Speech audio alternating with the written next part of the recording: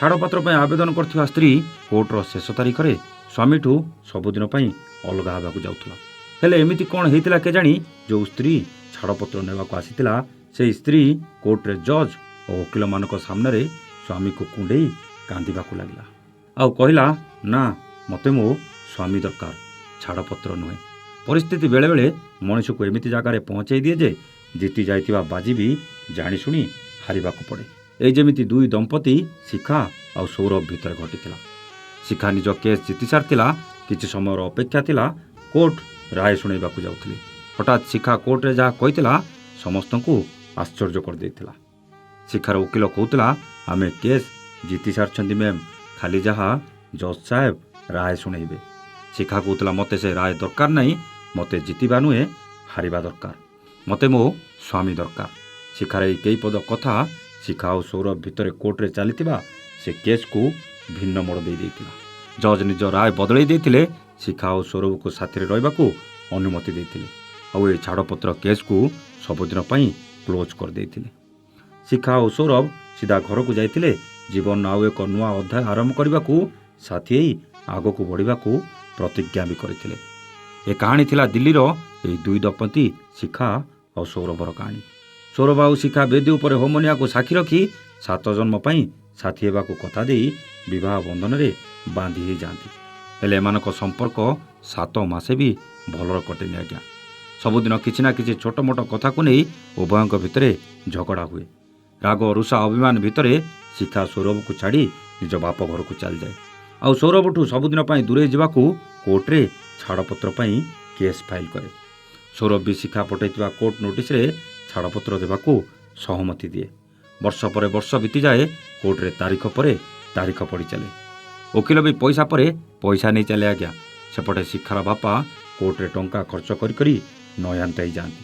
ଏପଟେ ଶିଖା ବାପ ଘରେ ରହିବାକୁ ନେଇ ସାହି ପଡ଼ିଶାଙ୍କ ଭିତରେ ଟୁପୁର ଟାପୁର ହେବା ଆରମ୍ଭ କରିଦିଅନ୍ତି। ଧୀରେ ଧୀରେ ଶିଖାର ବାପା ଦୁର୍ବଳ ହୁଅନ୍ତି। ଟେନସନ୍ ବଢ଼ି ବଢ଼ିଯାଏ ଆଉ ସେଇ ଟେନସନ୍ ଦିନେ ଶିଖାର ବାପାକୁ ଗୋଟେ ବଡ଼ ଝଟକା ଦିଏ। ଝିଅ ଚିନ୍ତାରେ ବାପା ହାର୍ଟ ଆଟାକରେ ତଳେ ପଡ଼ିଯାଏ। ଶିଖା ବାପାଙ୍କୁ ତୁରନ୍ତ ହସ୍ପିଟାଲ ନିଏ। ସରକାରୀ ହସ୍ପିଟାଲରେ ଚିକିତ୍ସା ଏତେ ଭଲ ହୁଏନି। ଶିଖା ପାଖରେ ଏତେ ଟଙ୍କା ନଥିଲା ଯେ ବାପାଙ୍କୁ ନେଇ ବଡ଼ ହସ୍ପିଟାଲରେ ଟ୍ରିଟମେଣ୍ଟ କରିପାରିବ। ହଠାତ୍ ସୌରଭ ଖବର ପାଇ ହସ୍ପିଟାଲରେ ପହଞ୍ଚେ। ସ୍ତ୍ରୀ ଶିଖା ସହ କିଛି କଥା ନ ହୋଇ ଡାକ୍ତରଙ୍କ ସହ କଥା ହୁଏ ଆଉ ସିଧା ବଡ଼ ହସ୍ପିଟାଲ ନେଇ ଚିକିତ୍ସା କରାଇବା ସହିତ ଶିଖାର ବାପାଙ୍କୁ ସୁସ୍ଥ କରେଇ ଘରେ ଛାଡ଼ିଦିଏ। କିଛି ଦିନ ପରେ ଶିଖା ଆଉ ସୌରଭର ଛାଡ଼ପତ୍ର କେସ୍ରେ ଶେଷ ତାରିଖ କୋର୍ଟରେ ଥାଏ। ଯେଉଁ ତାରିଖରେ ଶିଖା ସୌରଭଠୁ ଅଲଗା ହୋଇ ନିଜର ସ୍ୱପ୍ନ ପୂରଣ କରିବାକୁ ଯାଉଥିଲା। ହେଲେ ସେହି ଶେଷ ତାରିଖରେ ସବୁଦିନ ପାଇଁ ଅଲଗା ହେବାକୁ ଯାଉଥିବା ସ୍ୱାମୀ ସ୍ତ୍ରୀ ପୁଣି ଥରେ ଏକାଠି ହୋଇ ଜୀବନର ନୂଆ ଏକ ଅଧ୍ୟାୟ ଆରମ୍ଭ କରିବାକୁ ସାଥୀ ହେଇ ଘରକୁ ଯାଇଥିଲେ। କଥାରେ ଅଛି, ସ୍ୱାମୀ ସ୍ତ୍ରୀକୁ ବାହା ହେଇ 7 ଜନ୍ମ ପାଇଁ ନିଜର କରେ।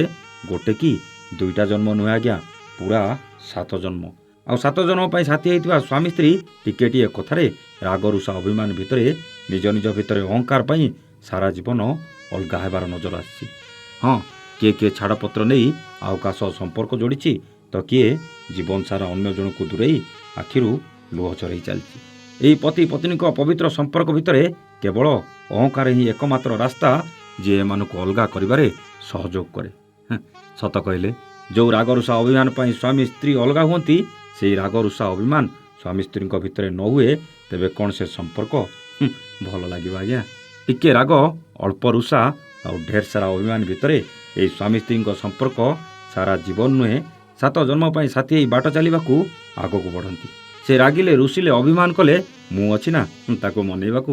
ଆଉ ମୁଁ ରାଗିଲେ, ରୁଷିଲେ କି ଅଭିମାନ କଲେ ସେ ଅଛି ନା ମୋତେ ମନେଇବାକୁ। ସ୍ୱାମୀ ସ୍ତ୍ରୀଙ୍କ ସମ୍ପର୍କ ଏମିତି ହେବା ଦରକାର। ଯଦି ସ୍ୱାମୀ ସ୍ତ୍ରୀଙ୍କ ଭିତରେ ରାଗ, ରୁଷା, ଅଭିମାନ ନାହିଁ ତେବେ ବୁଝିନେବ ତାଙ୍କ ଭିତରେ କିଛି ବି ଠିକ୍ ଚାଲିନି ଆଜ୍ଞା।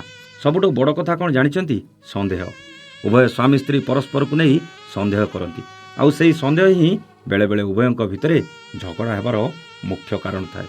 କିନ୍ତୁ ମନେ ରଖନ୍ତୁ ଆଜ୍ଞା, ଯେଉଁଠି ସନ୍ଦେହ ନାହିଁ ସେଠି ଭଲ ପାଇବା ନାହିଁ। ଜଣେ ଜଣକୁ ହୃଦୟରୁ ସେତିକି ଭଲ ପାଏ ବୋଲି ତ ସେ ସନ୍ଦେହ କରେ। ସ୍ୱାମୀ ଭାବେ ମୋ ସ୍ତ୍ରୀର ଆଉ କାହା ସହ ସମ୍ପର୍କ ନାହିଁ ତ ସେ କାହିଁକି ତାହା ସହ ଫୋନ୍ରେ କଥା ହେଲା। ସ୍ତ୍ରୀ ବି ଭାବେ ମୋ ସ୍ୱାମୀ ଘରକୁ ଆସିବା ପରେ ତାଙ୍କ ଅଫିସର ସେ ଝିଅ କ'ଣ ପାଇଁ କଲ୍ କରୁଛି। ମୋ ସ୍ୱାମୀ ଆଉ ତା ଭିତରେ କିଛି ସମ୍ପର୍କ ନାହିଁ ତ। ଏହି ସନ୍ଦେହ ଆଉ ସନ୍ଦେହରୁ ଈର୍ଷା ହିଁ ଭଲ ପାଇବାକୁ ଆହୁରି ମଜବୁତ କରେ।